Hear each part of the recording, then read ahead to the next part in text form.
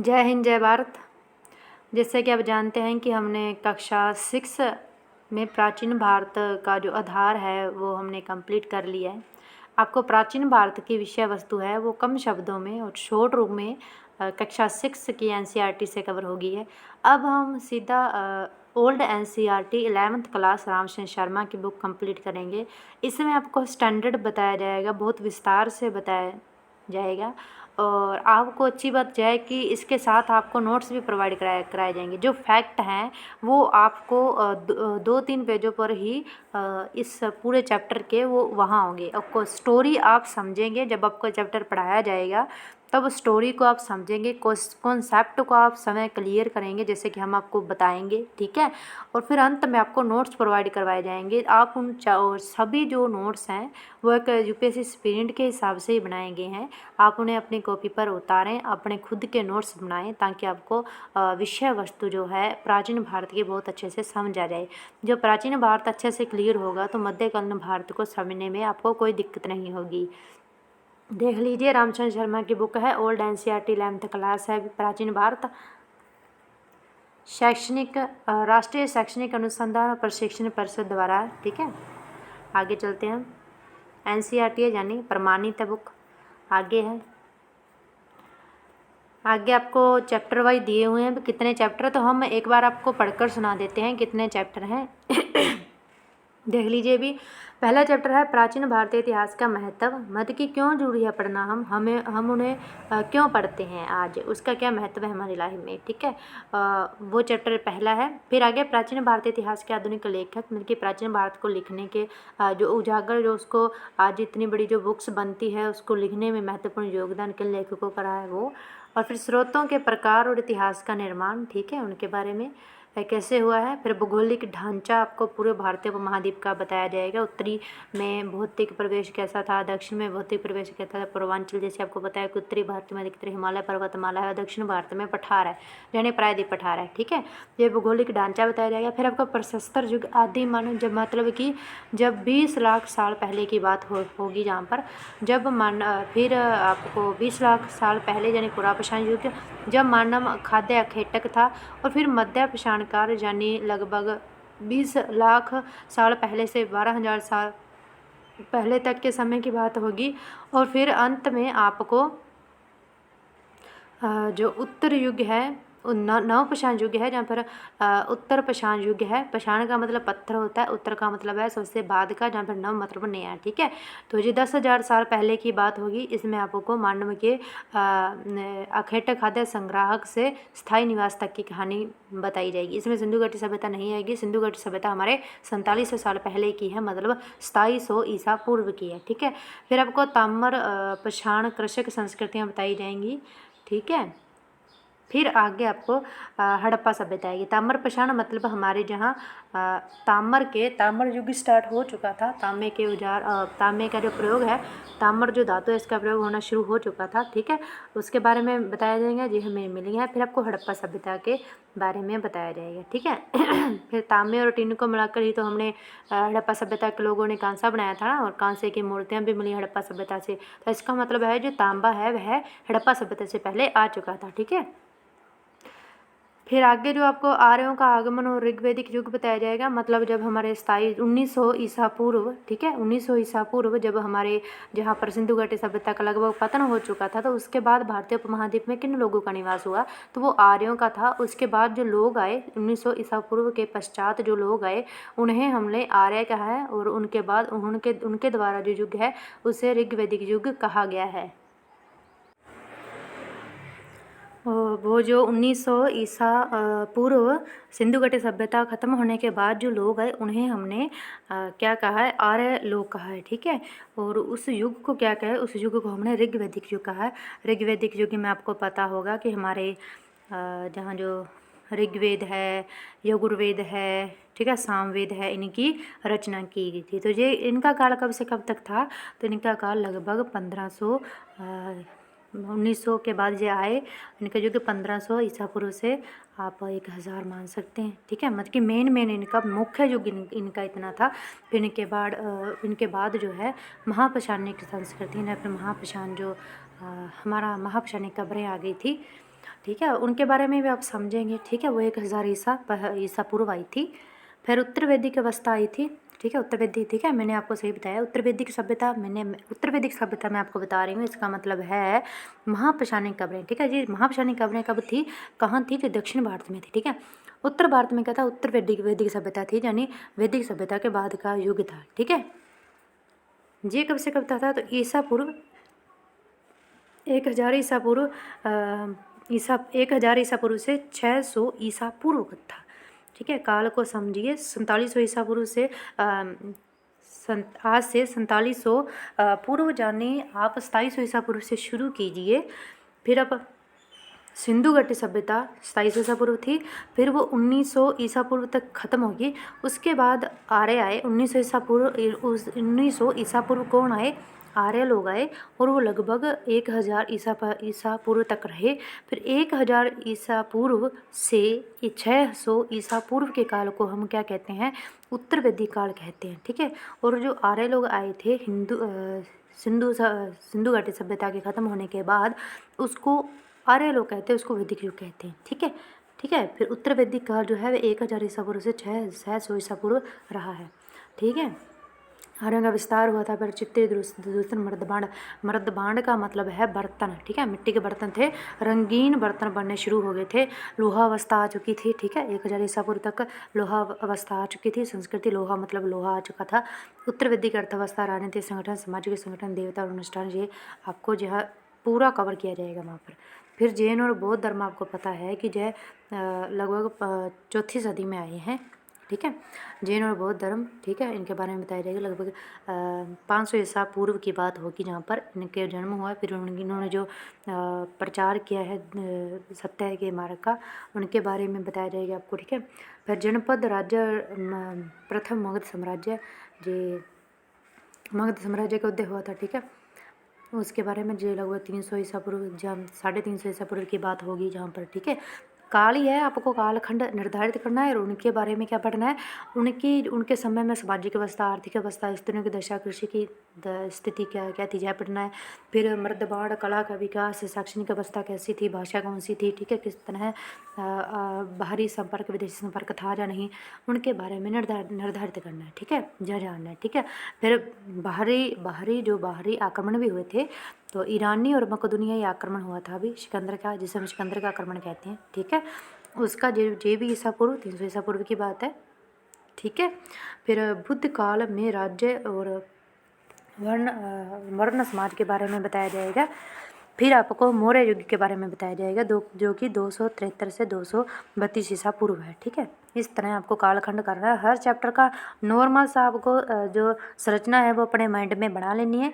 इस पूरी किताब की मैं आपको संरचना ही समझा रही हूँ कि संरचना कैसे आपके माइंड में बन जाए, फिर आप हर चैप्टर को क्रम वाइज काल निर्धारित करते हुए समझ सकें। ठीक है, पहले आपको जो चैप्टरों के नाम और उसके कुछ थोड़े शब्द आपको बताए जाने हैं, ताकि आपको इस पूरी किताब का सार थोड़े कम शब्दों में समझ आ जाए, फिर आप इन्हें विस्तार से करें। फिर आपको मौर्य शासन का महत्व, जब मौर्य शासन खत्म हो जाता है उसका महत्व बताया जाएगा। ठीक है, उसके वास्तुकला, उसका पतन क्यों हो गया। ठीक है, उनका राजनीतिक, आर्थिक वो कैसा था सिस्टम। ठीक है, फिर मध्य एशिया से संपर्क और उसके परिणाम।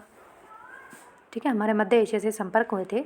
ठीक है, तो उसके बारे में और उसके परिणामों के बारे में भी बताया जाएगा, जो ईसा पूर्व की ही बात हो रही है अब तक। ठीक है, फिर आगे आपको सातवाहन, कुछ ईसा पश्चात और कुछ ईसा पूर्व। ठीक है, फिर आपको सातवाहन युग के बारे में बताया जाएगा। सातवाहन युग, जो सातवाहन युग था, जो है हमारे मध्य भारत में था, जो आपको ध्यान रखना है। ठीक है, उनकी अलग ही था सिस्टम, उनका अलग ही राजनीतिक आर्थिक स्थिति थी। ठीक है, उनका अलग ही प्रशासन था। ठीक है, और सुदूर दक्षिण में इतिहास का आरंभ। ठीक है, महापौराणिक पृष्ठभूमि, राज्य का बनना और सभ्यता का उदय। 3 आरंभिक, धन और तलवार, सामाजिक वर्ग का उदय, ब्राह्मण संस्कृति का आरंभ। 3 तमिल भाषा और संगम साहित्य, जो संगम साहित्य। ठीक है, दक्षिण भारत का जो साहित्य है ना, वो पूरा हमें ज़्यादातर संगम साहित्य से मिलता है, तो उसके बारे में आपको यहाँ पर जानकारी मिलेगी। फिर जो ईसा पूर्व की बात हो रही है अब तक। ठीक है, फिर मौर्योत्तर युग में शिल्प, व्यापार और नगर, बल्कि मौर्य काल के बाद। ठीक है, उसके बारे में बताया जाएगा। फिर गुप्त साम्राज्य का उद्भव व विकास, जो लगभग 300 ईसा पश्चात हुआ, यानी यीशु मसीह के जन्म के बाद 300 साल बाद हुआ है। ठीक है, ठीक है, क्योंकि हमारी जो गणना शुरू होती है वो 2000 साल पहले से शुरू होती है, जब ईसा मसीह का जन्म हुआ था।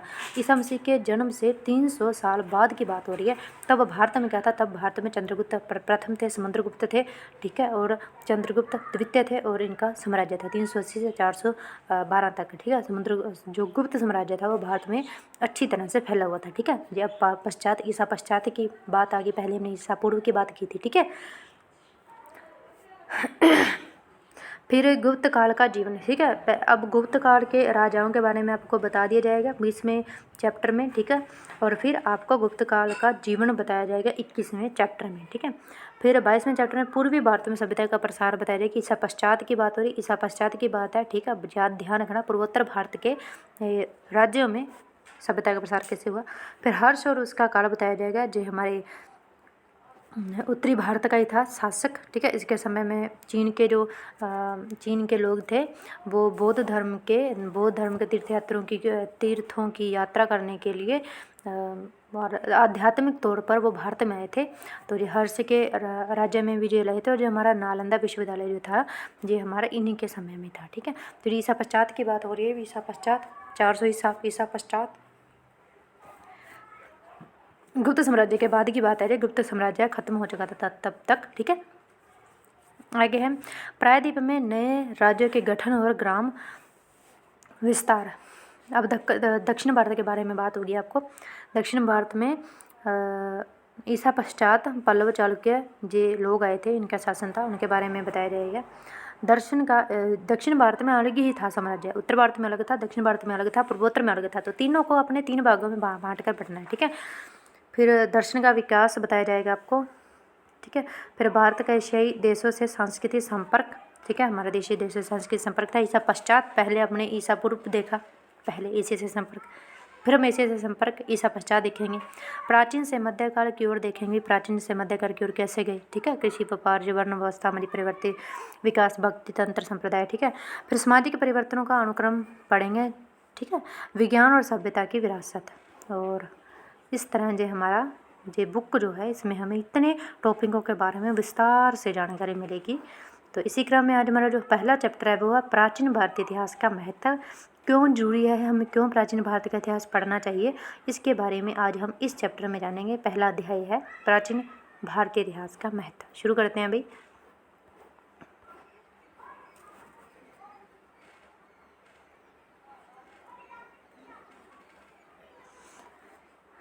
देख लीजिए, इसमें मैं आपको हर टॉपिक को पढ़कर उसे कम शब्दों में समझाने की कोशिश करूँगी आपको। तो पहले हम आपको पूरा हर पैराग्राफ को पढ़कर उसे लघु रूप में समझाएंगे, और फिर अंत में आपको इनके फैक्ट जो हैं यानी नोट्स भी प्रोवाइड करवाए जाएंगे। शुरू करते हैं। तो अपना ध्यान चैप्टर पर केंद्रित रखिएगा, हर लाइन को समझने की कोशिश करिएगा। महत्व के बारे में बात हो रही है, यानी प्राचीन भारतीय इतिहास का महत्व क्यों जरूरी है, यह बात इसमें बताई जाएगी, ठीक है। प्राचीन भारत के इतिहास का अध्ययन कई दृष्टियों से महत्वपूर्ण है भी, ठीक है। इससे हम जानते हैं कि मानव समुदाय ने हमारे देश में प्राचीन संस्कृतियों का विकास कब, कहाँ और कैसे किया। जैसे आपको पता है कि पहले मानव अलग अलग क्षेत्रों में रहता था, और वो ऋतु प्रवास करता था, यानी वो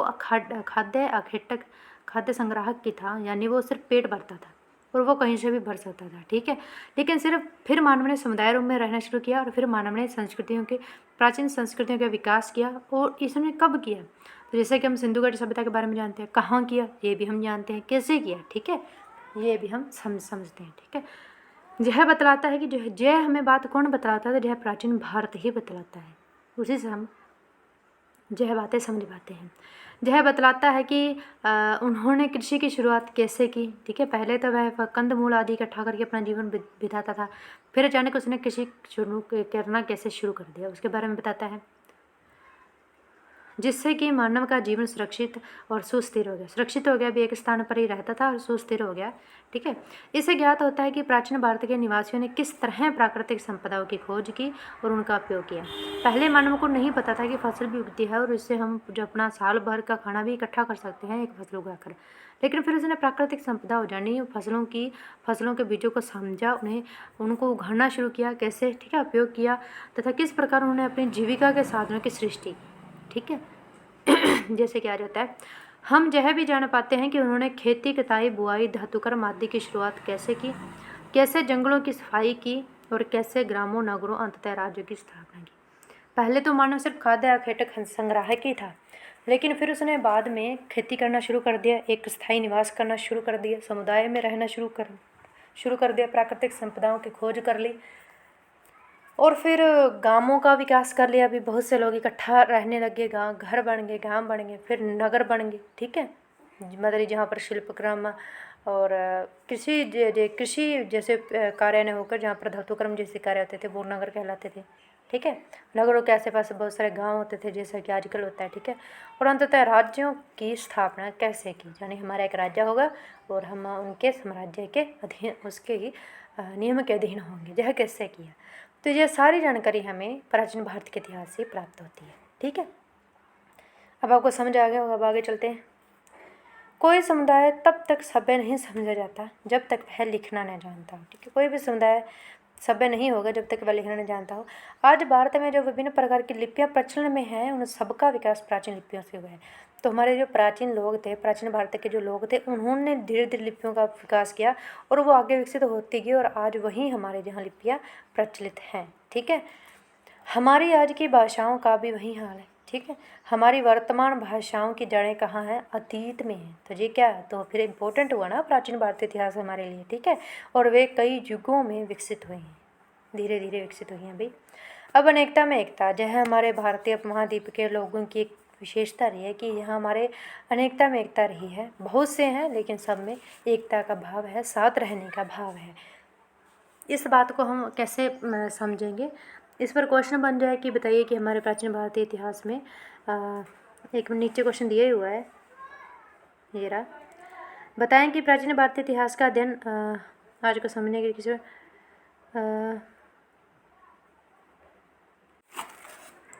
ये देख लीजिए, ये प्राचीन भारतीय इतिहास के संदर्भ में विभिन्न संस्कृतियों के मिलकर एक होने के उदाहरण दें। ठीक है, इस बात का आपको इस जो क्वेश्चन का आंसर है, फोर्थ क्वेश्चन का जो आंसर है आपको इस पूरे में मिलेगा। ये ऊपर चलते हैं, ये देखिए, इसमें मिलेगा आपको अनेकता में एकता। इस पूरे पैराग्राफ में आपको सवाल का जवाब मिलेगा। ठीक है, तो कम शब्दों में आपको लिखना होगा बाद में। ठीक है, उन क्वेश्चन को यहीं से फाउंड करना भी सीख लें। प्राचीन भारत का इतिहास बड़ा रोचक है क्योंकि भारत अनेक मानव प्रजातियों का संगम रहा है। ठीक है, प्राक आर्य, सबसे पहले हमारे जहाँ प्राक आर्य थे लोग, फिर हिंद आर्य, फिर हमारे यहाँ यूनानी आए, फिर शंक आए, फिर हून और फिर तुर्क आदि अनेक प्रजातियों ने भारत को अपना घर बनाया। ठीक है, बहुत से विदेशी थे और हमारे जहाँ जो मेन थे, हमारे भारत के जो मूल निवासी थे उनका तो कुछ पता ही नहीं है। मतलब कि पहले प्राक आर्य लोग आए। ठीक है, और फिर शंक आए, फिर हिंद आर्य, फिर यूनानी, शंक, हूण, तुर्क, ये विदेशी थे और ये धीरे धीरे यहाँ बस गए और सभी भारतीय उपमहाद्वीप के लोग कहलाने लगे। ठीक है, यही बात यहाँ पर बताई गई है। हर प्रजाति ने भारतीय सामाजिक व्यवस्था, शिल्पकला, वास्तुकला और साहित्य के विकास में यथाशक्ति अपना अपना योग दिया। अब कोई भी प्रजाति आती थी बाहर से, भले वो आक्रमणकारी हो, कैसी भी हो, जहाँ पर आती थी, निवास करती थी, तो उनके साथ उनकी संस्कृति आती थी, उनकी व्यवस्था आती थी, तो वो उनके कुछ गुण भी हमारे भारतीय जो पहले व्यवस्था चली आ रही थी उसमें ले लिए जाते थे। इस तरह मिश्रित संस्कृति का विकास हो रहा था हमारे जहाँ। ठीक है, हर प्रजाति का योगदान रहा है। ठीक है, हमारे जहाँ साहित्य के विकास में, शिल्पकला के विकास में, सामाजिक व्यवस्था और वास्तुकला के विकास में। आगे चलते हैं।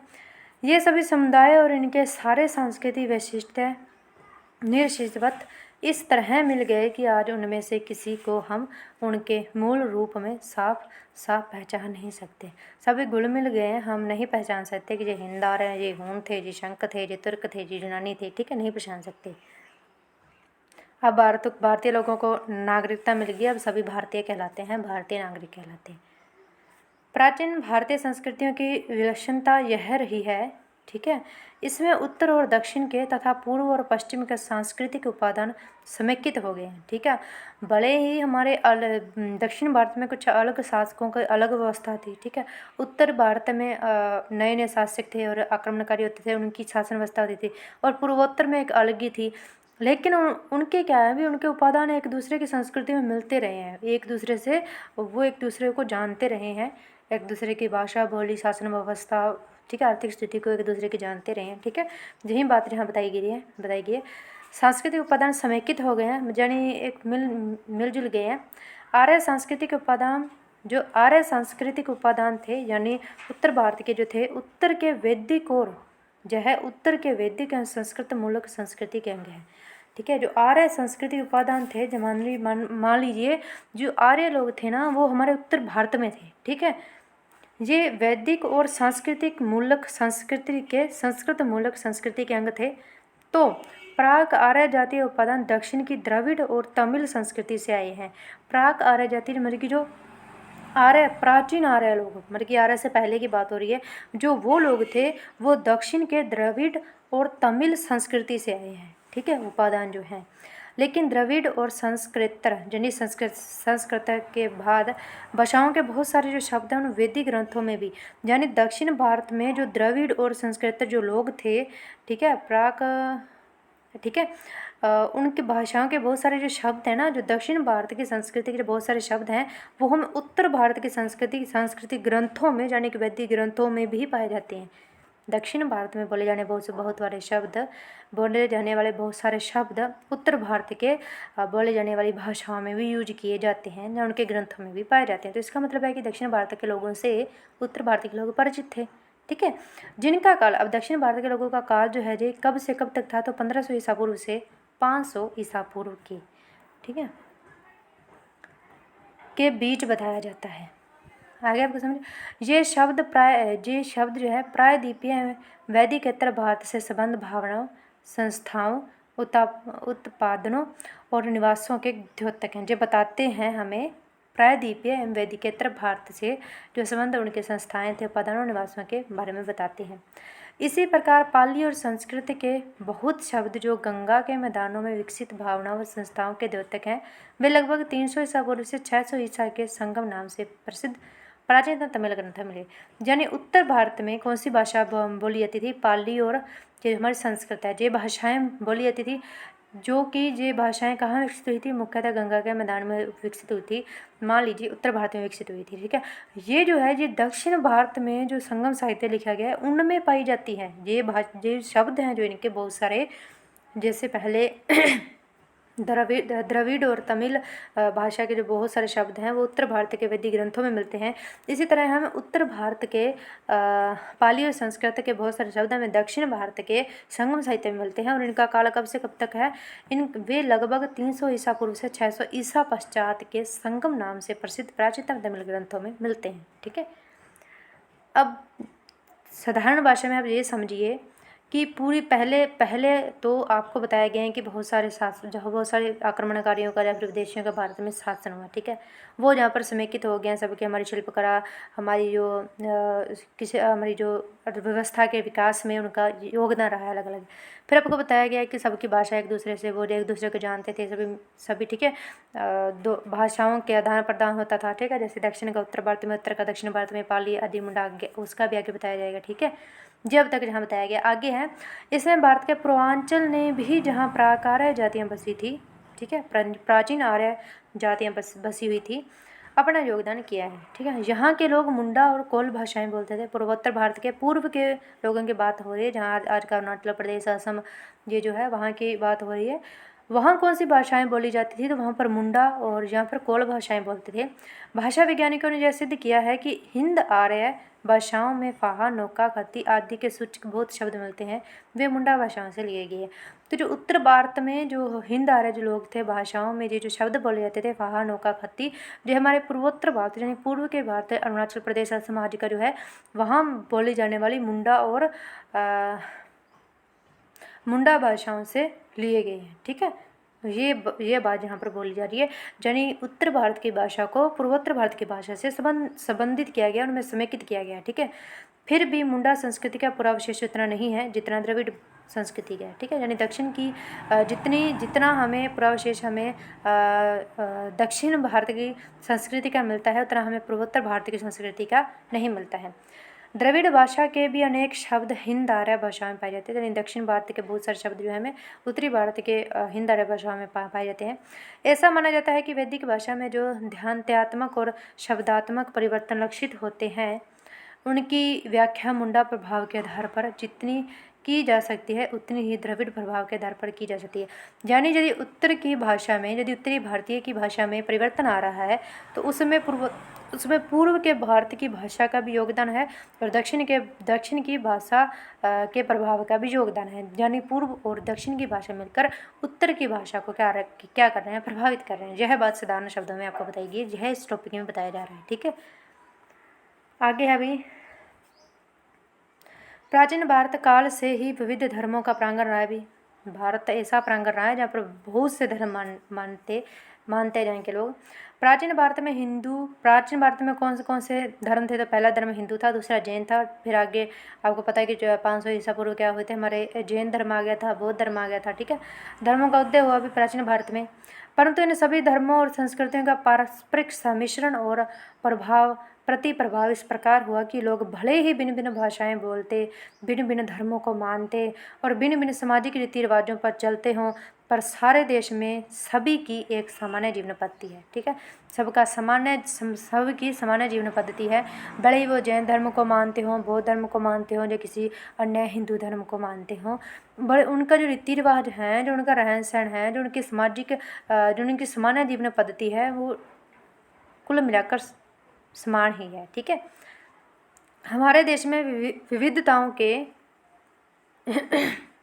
बावजूद भीतर से गहरी एकता झलकती है। तो ठीक है, जहाँ तक आपको प्राचीन भारत में अनेकता में एकता का आंसर जहाँ पर मिलता है, जो उदाहरण आप बता सकते हैं भी, ठीक है। भाषाओं के आधार पर शिल्पकला और उनके योगदान, और जो उत्तर भारत, दक्षिण भारत और जो पूर्वोत्तर भारत के लोगों, जो अलग अलग शासकों के बारे में, ठीक है, जो बता सकते हैं। फिर प्राचीन भारत के लोग एकता के लिए प्रयत्नशील रहे। उन्होंने पूरे भारतीय उपमहाद्वीप को एक करने की कोशिश की। उन्होंने इस विशाल उपमहाद्वीप को एक अखंड देश समझा, ऐसा देश जिसका विभाजन संभव ही नहीं है। लेकिन अफसोस की बात है कि औपनिवेशिक काल में आकर, अंग्रेजों के काल के समय में आकर इनका खंड कर दिया गया। यह खंड था, लेकिन इसे खंडित कर दिया गया अंग्रेजों के द्वारा, वो भी हमारे देश की रूढ़ियों की भावनाओं को उत्साहित करते हुए, ठीक है। हमारे देश को भरत नामक एक प्राचीन वंश के नाम पर भारतवर्ष नाम दिया गया। पूरे भारत को भारतवर्ष नाम दिया गया, यानी भरतों का देश। इसके निवासियों को भरत संतति कहा गया। हमारे प्राचीन कवियों, दार्शनिकों और शास्त्रकारों ने इस देश को अखंड इकाई के रूप में देखा है, ठीक है। अखंड है, भी एक है। हिमालय से समुद्र तक फैली इस भूमि की उन्होंने सार्वभौम राज्य के द्वारा शासित क्षेत्र के रूप में कल्पना की है। यानी हिमालय से लेकर हमारा जो दक्षिण भारत है, दक्षिण भारत की मुख्य भूमि समुद्र तक। आपको पता होगा कि जो भारत की लंबाई है, हिमालय से लेकर, मान लीजिए भी आज के जम्मू कश्मीर से लेकर दक्षिण में कन्याकुमारी तक, इसका विस्तार कितना है भारतीय उपमहाद्वीप का? तो वो है 3214 किलोमीटर। कितना है? 3214 किलोमीटर। और तथा पश्चिम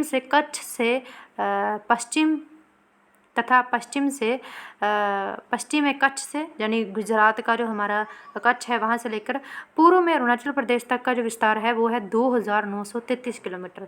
तो यही बात बताई जा रही है कि हिमालय से समुद्र तक फैली इस भूमि की उन्होंने सार्वभौम राज्य के द्वारा शासित क्षेत्र के रूप में कल्पना की है, ठीक है। हिमालय से कन्याकुमारी दक्षिण में पड़ता है भी, ठीक है।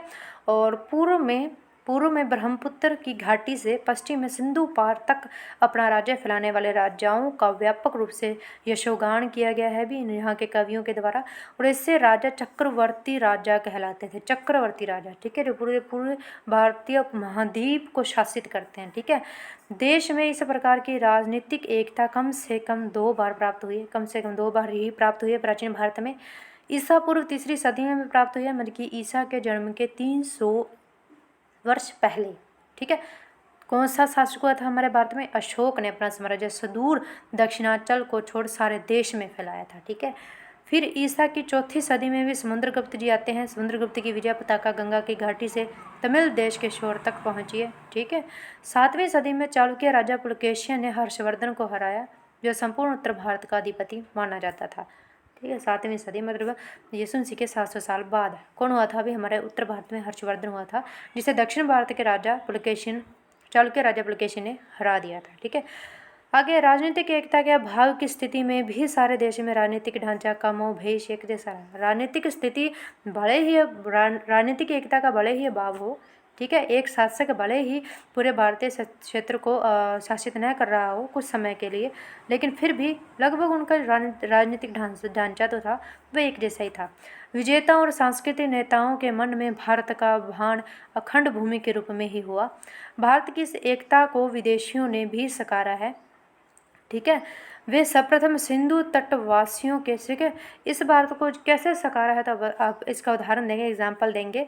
वे सर्वप्रथम सिंधु तटवासियों के संपर्क में आए विदेशी, और इसलिए उन्होंने पूरे देश को ही सिंधु या इंडस नाम दे दिया। ठीक है। पूरे उन्होंने जो पूर्व में जितना भी क्षेत्र था उसको उन्होंने सिंधु जहाँ पर इंडस नाम दे दिया।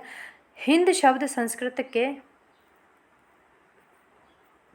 सिंधु से निकला है और काल क्रमेश यह देश इंडिया के नाम से मशहूर है।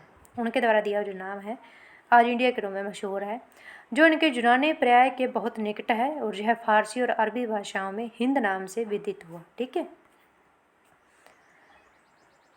अभी तक जो अनेकता में एकता की कहानी ही चल रही है, उसमें पहले आपको भाषाओं के आधार फिर विदेशी आए, उनके समेकित होने के आधार पर बताया गया। फिर आपको चक्रवर्ती राजाओं के आधार पर बताया गया कि जो चक्रवर्ती राजा थे वो पूरे देश को एक कर रहे थे, उनके आधार पर बताया गया। फिर आपको विदेशियों से उदाहरण लिए जा रहे हैं कि जो विदेशी आए थे उन्होंने भी पहले भारत को, पूरे भारतीय उपमहाद्वीप को इंडस कहा, एक ही देश कहा, सिंधु कहा। ठीक है। और फिर आज वही नाम इंडिया के नाम से जाना जा रहा है। तो ये सारी बात किसके बारे में अब तक बताई जा रही है? अनेकता में एकता के बारे में ही बताई जा रही है। ठीक है।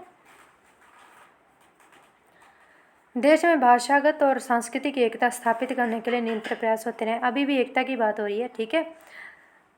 ईसा पूर्व 3री सदी में प्राकृतिक देश भर की संपर्क भाषा का काम करती थी। पूरे देश में और भाषा यदि ना आती हो तो सबको प्राकृतिक भाषा तो आती ही थी। ठीक है, लगभग, और जो सभी देश को एक करने का काम करती थी भाषा के आधार पर। ठीक है। सारे देश के प्रमुख भागों में अशोक के शिलालेख प्राकृतिक भाषा में ब्राह्मणी लिपि में लिखे गए हैं। अभी इन्होंने भी बहुत महत्वपूर्ण योगदान किया भारत को एक करने में।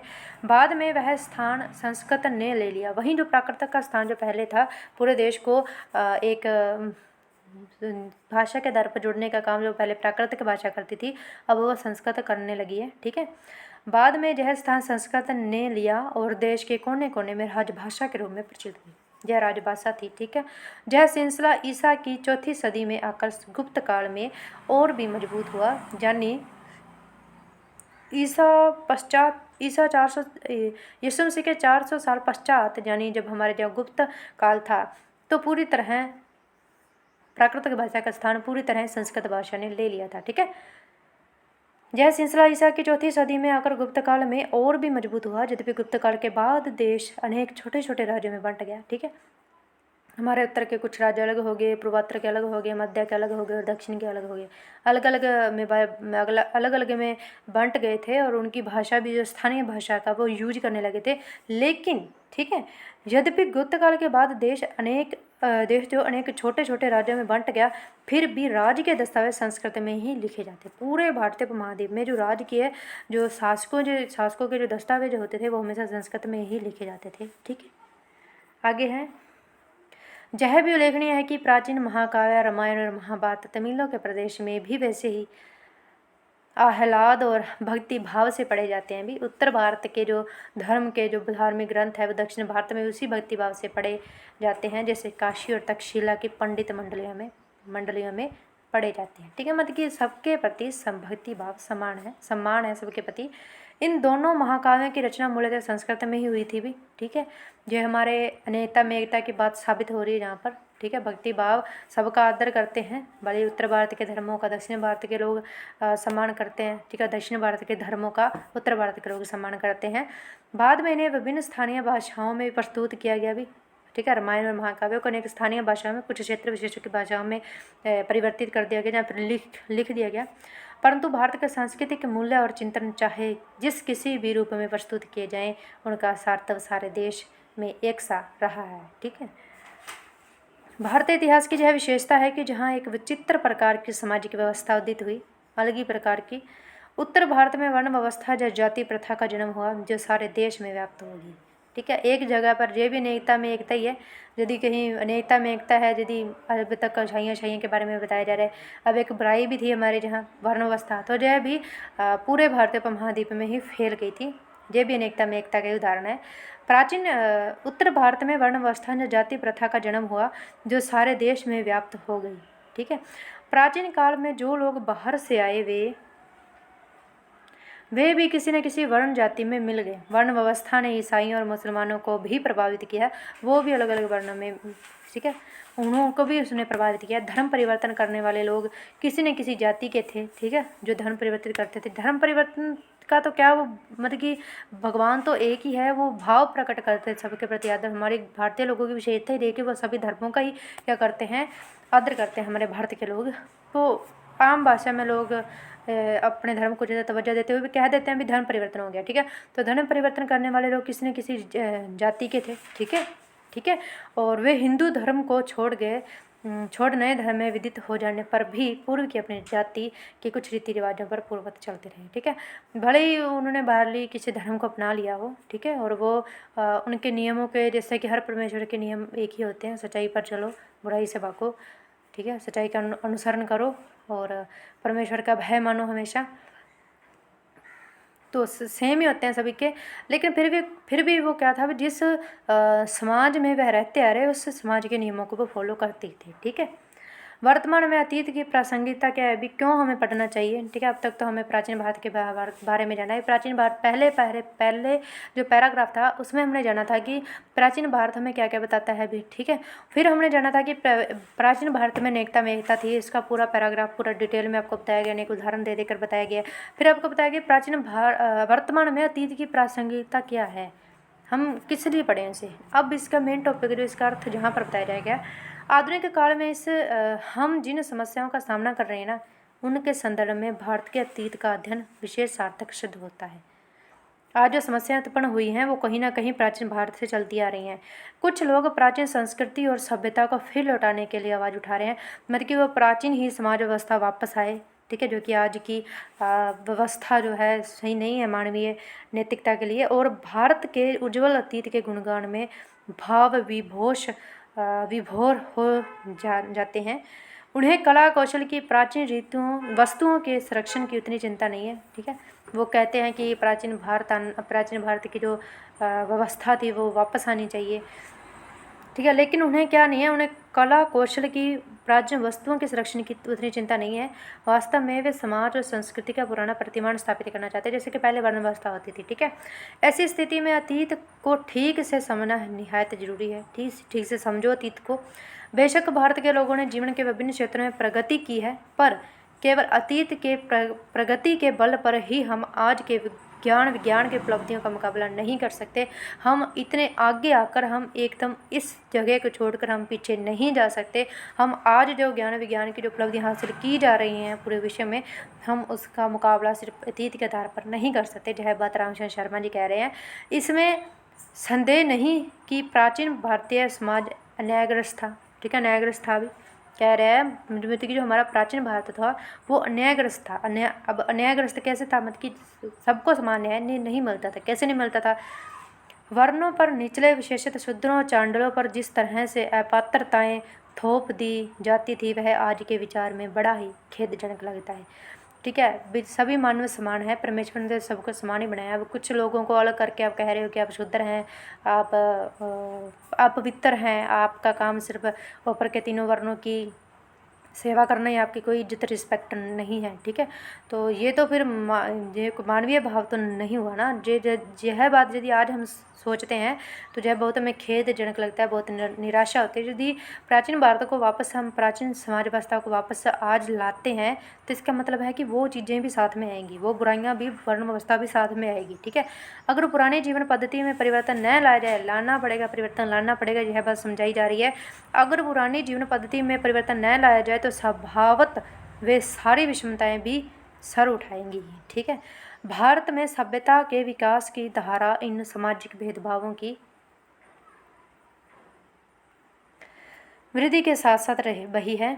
प्रकृति मूलक और मानव मूलक कठिनाइयों पर विजय पाने में हमारे पूर्वजों को जो सफलता मिली है उनसे हमें भविष्य के लिए प्रेरणा मिलती है। जैसे उन्होंने प्रकृति मूलक जो समस्याएं थी उन पर विजय हासिल की, जो मानव मूलक जो कठिनाइयाँ थी उन पर विजय हासिल की, ऐसे हम भी करें। हम प्रेरित होते हैं उनसे।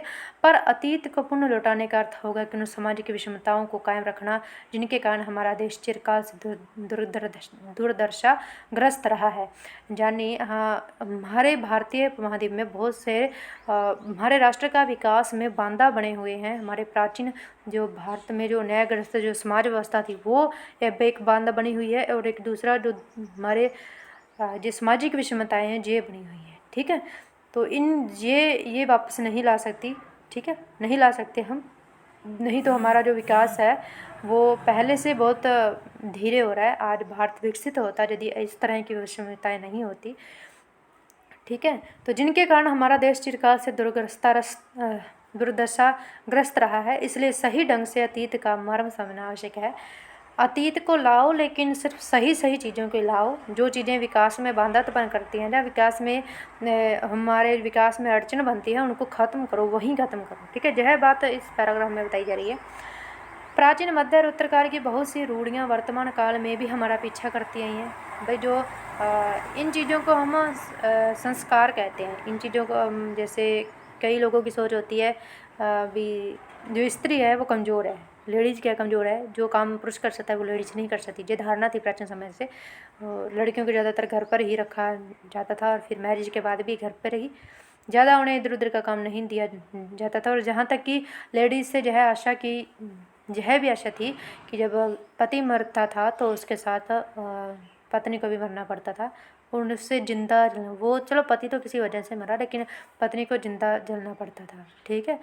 तो जब बहुत मतलब कि इस तरह स्त्री के साथ होता रहा है प्राचीन काल से, तो यह क्या है, एक रूढ़िवादी ही धारणा रही है, ठीक है। अब धीरे धीरे इसमें परिवर्तन आ गया। आज स्त्रियों को बराबर लाने की कोशिश की जा रही है। स्त्रियों का सशक्तिकरण की बात हो रही है अभी, लेकिन अभी भी उतना नहीं है जितना होना चाहिए था।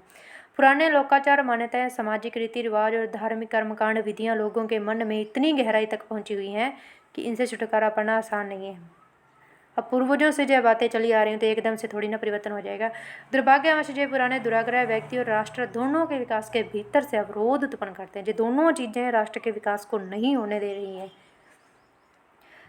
इस तरह की बातों को उपनिवेशीय परिस्थिति में जानबूझकर बढ़ावा दिया जा रहा। अब ये जो रूढ़िवादी ये जो धारणाएं थी, पूर्वाग्रह जो थे हमारे, जहाँ पर जो ये धारणाएं थी, ये इनका फ़ायदा किन्होंने उठाया। भारत में क्या था, भारतीय महाद्वीप मजबूत तो था, लेकिन यहाँ पर बुराइयां भी थी, और उन बुराइयों का, उन रूढ़िवादी धारणाओं का, पूर्वाग्रहों का लाभ उठाया किन्होंने उपनिवेशियों ने, ठीक है। उन्होंने भारत को विखंडित कर डाला। आज उसी का परिणाम है कि धर्म को बहुत महत्व दिया जाता है। आज भी धर्म के आधार पर बहुत कुछ होता है आज भी, और उसी के आधार पर भारत के टुकड़े भी हो गए हैं, भारत पाकिस्तान अलग हो गया है, ठीक है। तो मतलब यदि भीतर यदि बुराइयां होगी तो फिर विकास तो नहीं होगा, टुकड़े तो जरूर हो जाएंगे, जैसे कि आपको अब तक का परिणाम मिल ही चुका है, ठीक है। अभी और भी हो सकते हैं यदि भारत अभी भी एक नहीं रहा तो। कोशिश तो की जाती है, लेकिन फिर भी इन बातों का प्रभाव बहुत पड़ता है। इस तरह की बातों को उपनिवेशीय परिस्थिति में जानबूझकर बढ़ावा दिया जाता रहा। जब तक समाज से अतीत के से दुराग्रहों को दूर नहीं कर देंगे, तब तक भारतीय गति से आगे नहीं बढ़ सकेगा।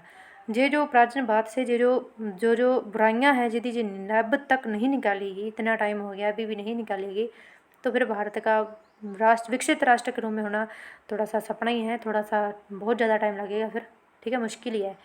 जातिवाद और संप्रदायवाद हमारे देश को जनतांत्रिक रास्ते से एकता कायम रखते हुए आगे बढ़ने देने में बाधा डाल सकते हैं।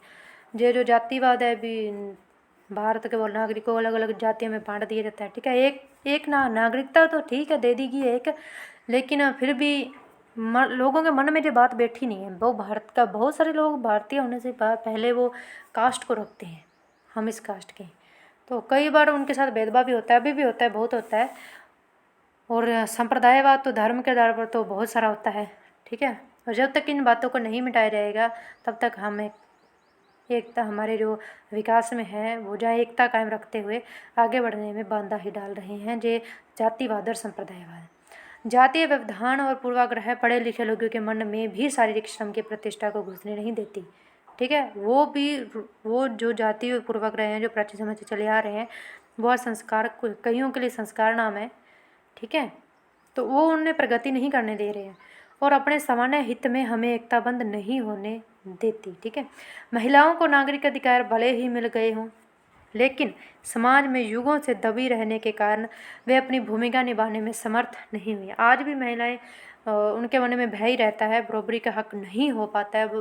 भले ही सरकार ने कोशिश की है, लेकिन जो डर जो कहते हैं स्त्री के लिए जो संस्कार हैं वो चले आ रहे हैं और उन्हें मानने भी पड़ेंगे जीने के लिए। तो धीरे धीरे परिवर्तन आएगा, भी एकदम से तो नहीं आ सकता। निम्न वर्ग के लोगों का भी यही हाल है, ठीक है।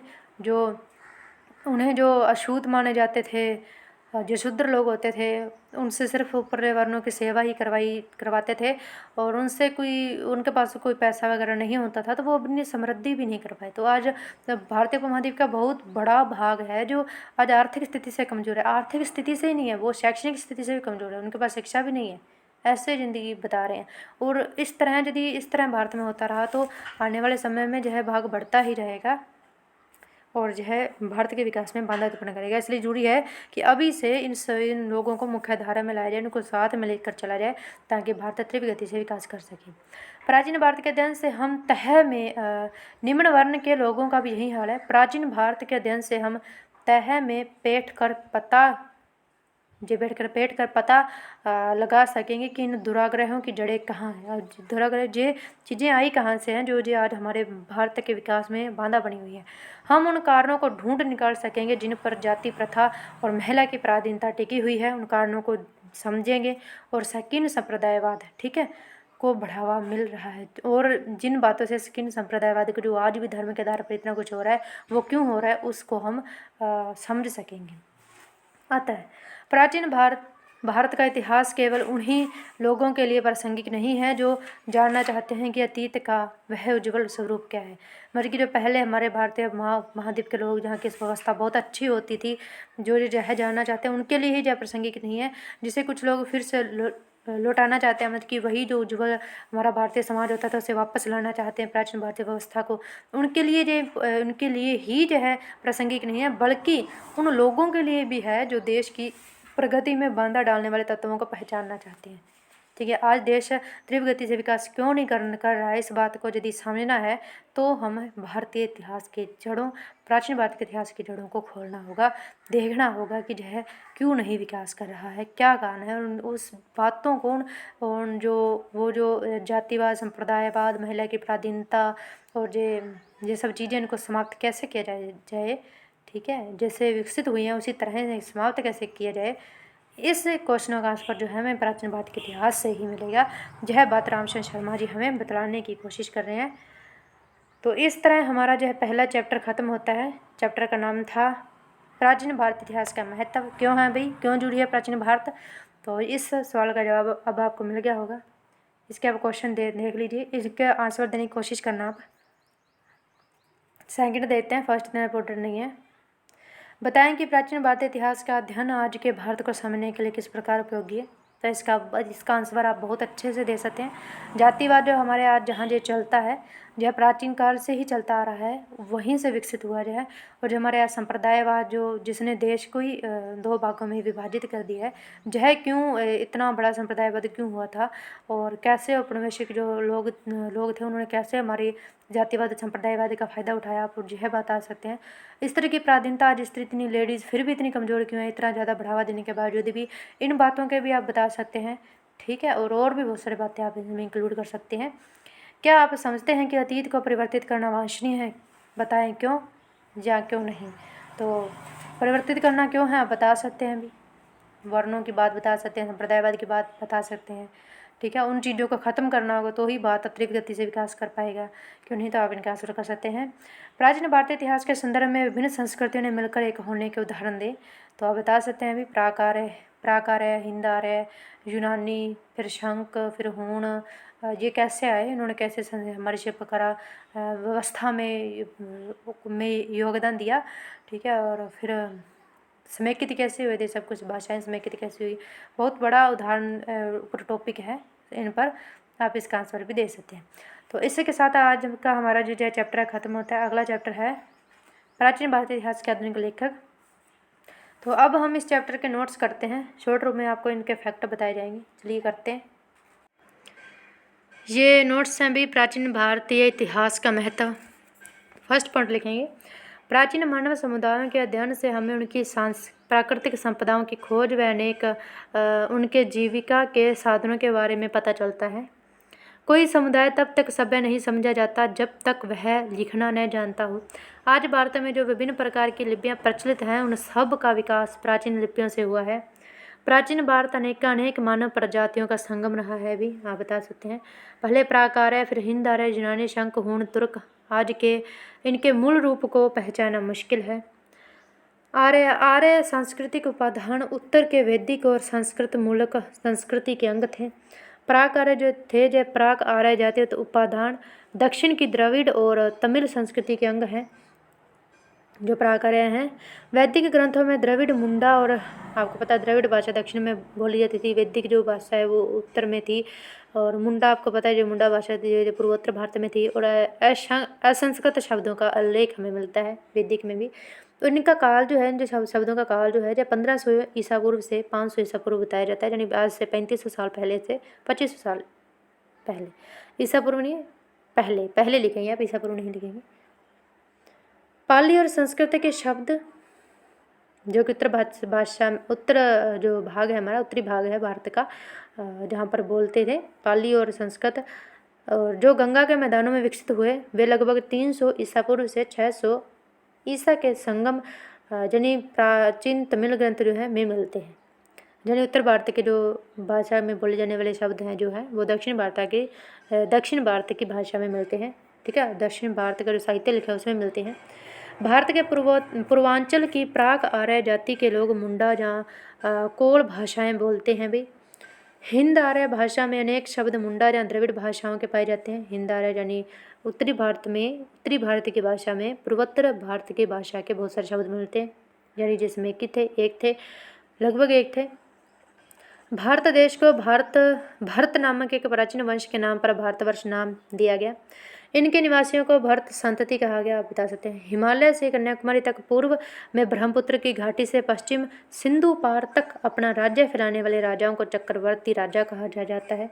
भारत के चक्रवर्ती सम्राट पहला है, ईसा पूर्व 3री सदी में अशोक हुए हैं। ईसा पश्चात 4थी सदी में समुद्रगुप्त हुए हैं। 7वीं सदी में चालुक्य राजा पुलकेशिन हुए हैं, ठीक है। जो पुलकेशिन जो थे, जो दक्षिण भारत में थे, और उत्तर भारत के शासक जो हर्षवर्धन को हराया था इन्होंने, 600 ईसा पश्चात की बात हो रही है।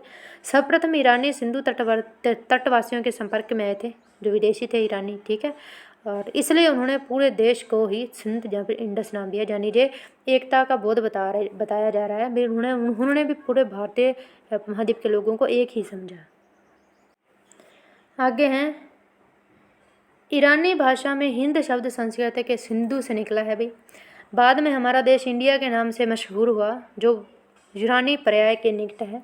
हिंदुस्तान शब्द जो है सबसे पहले 3री सदी के सासानी शासकों के अभिलेखों में मिलता है। इसका प्रयोग भी सिंधु क्षेत्र के लिए ही हुआ था। तो ईसा पूर्व 3री सदी में प्राकृतिक भाषा देश भर की संपर्क भाषा का काम करती थी। प्राकृतिक भाषा 300 ईसा पूर्व की बात हो रही है। सम्राट अशोक के शिलालेख प्राकृतिक भाषा और ब्राह्मणी लिपि के अलावा क्रोष्टी और अरामाइक लिपियों में भी मिलते हैं, ठीक है। पश्चिमी और अफगानिस्तान में इसकी भाषा और लिपि अरामाइक और यूनानी दोनों हैं। संस्कृत देश की राजभाषा थी जो चौथी सदी में गुप्त काल में भी चलती थी। गुप्त काल के पतन के पश्चात भी यह चलती रही। रामायण व महाभारत महाकाव्यों की रचना मूल रूप से संस्कृत में हुई, बाद में इसे स्थानीय भाषाओं में भी प्रस्तुत किया गया। ठीक है, रामायण महाभारत को स्थानीय भाषाओं में भी बाद में प्रस्तुत किया गया। वैसे जो सबकी मेन भाषा थी, जो हमारी राज्य की भाषा थी संस्कृत, चौथी सदी ईसा तक उसमें इनकी रचना हुई थी, लेकिन सभी ने इसको समझने के लिए स्थानीय भाषाओं में भी इनका अनुवाद हुआ। उत्तर भारत में वर्ण व्यवस्था का जाति प्रथा का जन्म हुआ जो सारे देश में व्याप्त होगी। तो आपको यहाँ पर बताया गया अनेकता में एकता। ठीक है, बुराइयाँ भी बताएंगी और अच्छाइयाँ भी बताई गई हैं, और साथ में जो प्रासंगिकता है वह आप चैप्टर में समझ सकते हैं क्यों जरूरी है जो समझनी। ठीक है, हमारी आज की समस्या है, इसको ख़त्म करने के लिए पहले हमने इतिहास को समझना होगा। यदि आपका यूपीएससी एस्पिरेंट है तो आपको जातिवाद और ये संप्रदायवाद को कम करना है। एक पढ़े लिखे स्टूडेंट हो, एक पढ़े लिखे इंसान होने के नाते, नैतिक इंसान होने के नाते, तो इन सब चीज़ों को समझना होगा। तो ये चीज़ें आपको यहीं से क्लियर होंगी।